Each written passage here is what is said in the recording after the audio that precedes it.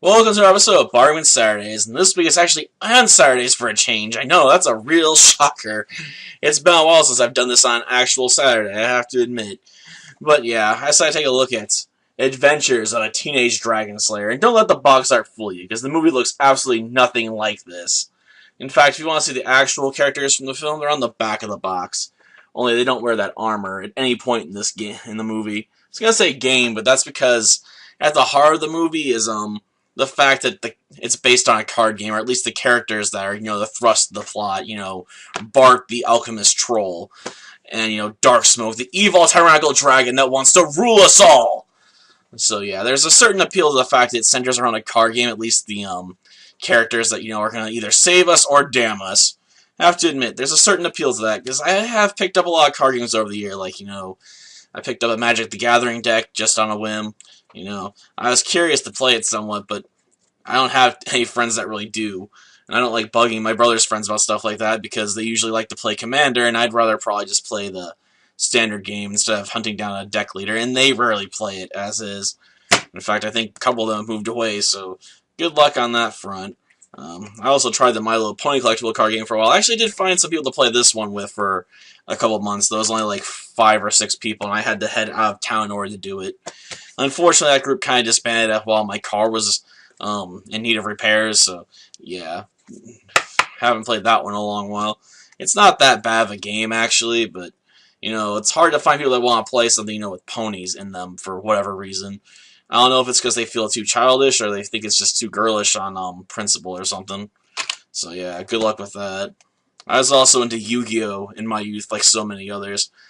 But yeah, this is a card from beyond my time, I have to admit, because my heyday was back, when the Blue Eyes White Dragon was like the most powerful vanilla monster in the game.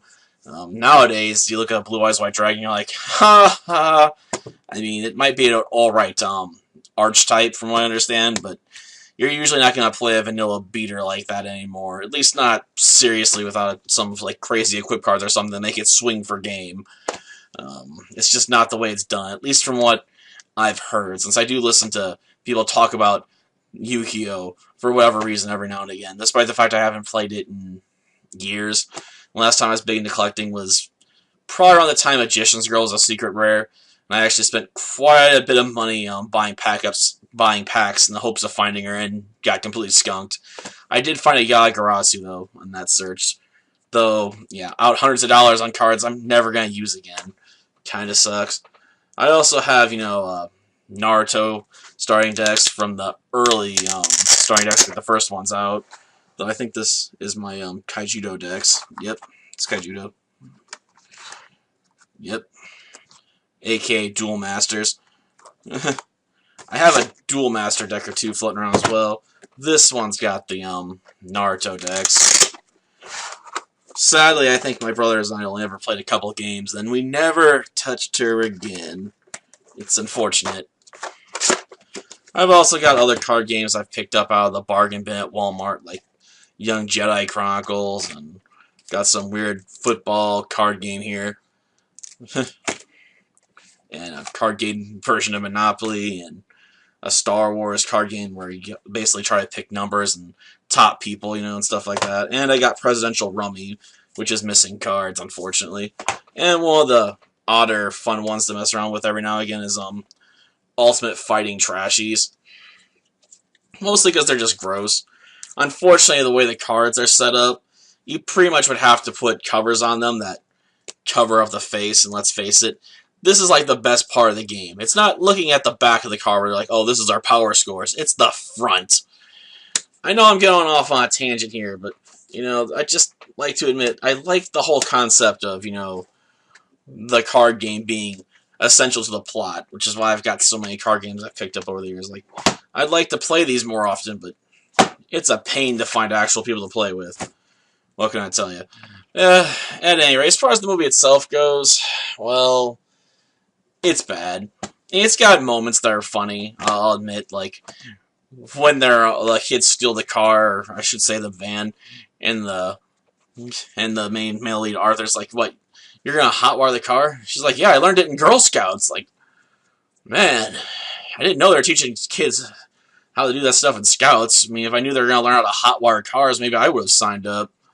I mean, geez, that's kind of intense right there. Who knew the Boy Scouts and Girl Scouts were teaching people how to steal cars? Like, damn. And yeah, I don't really remember her name, but that's because the movie's pretty forgettable outside, you know, of the whole card game central plot somewhat. They're like, oh, the cards tell you what these various magic potions do and what their ingredients are. I don't know how you cannot make them yourselves at that point. They're like, oh, we need an alchemist to do it. Like, well, what's so special about Bart? If you have a recipe, shouldn't you be able to just make the potion yourself? But whatever. Maybe he has to transfer some of his magic into it or something. I don't know.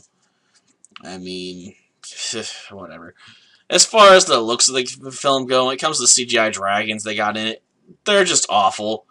There's no getting around it. The dragons in this film look worse than the ones in Dragonheart 1 and 2. And that says a lot, doesn't it? Because let's face it, Dragonheart's a much older film than this one. I mean, this movie came out after I'd graduated from high school, so I was expecting a lot more out of the CGI, you know. A movie from 2010 should definitely look better from a movie from, you know, when Dragonheart came out, which is the 90s, I think.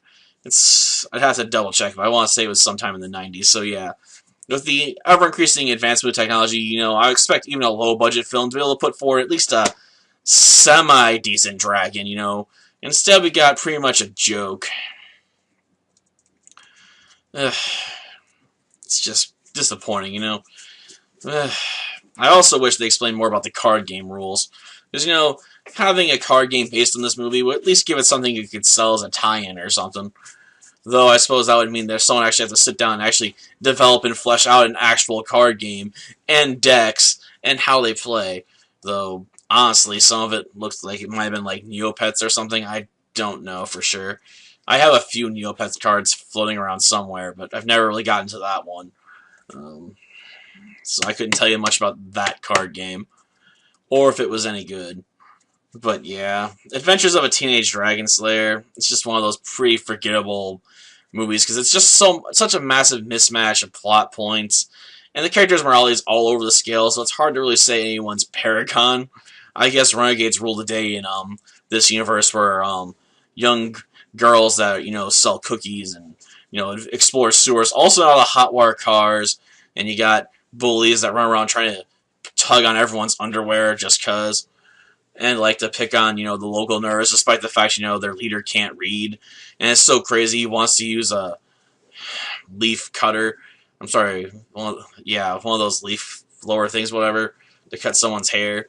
I'm sorry, a weed whacker. Jeez, I don't know why I couldn't think of that earlier. We see how much I use tools. Then again, last time I had to deal with weeds, I had to take out some cutters and just cut them down. It was kind of annoying. Yep, got the big old scissor cutters, you know, like yeah, sucked. So it's sad that this movie just constantly sends me on tangents, but that's because I have so little to say about it, because it's such a forgivable movie, you know. Yeah, best skipped. I mean, there's some small parts you'll probably laugh at, but honestly, if you see this in the bargain bin, just bury it. Until next time, then. See ya. Did you learn to drive in Scouts too? No. PlayStation.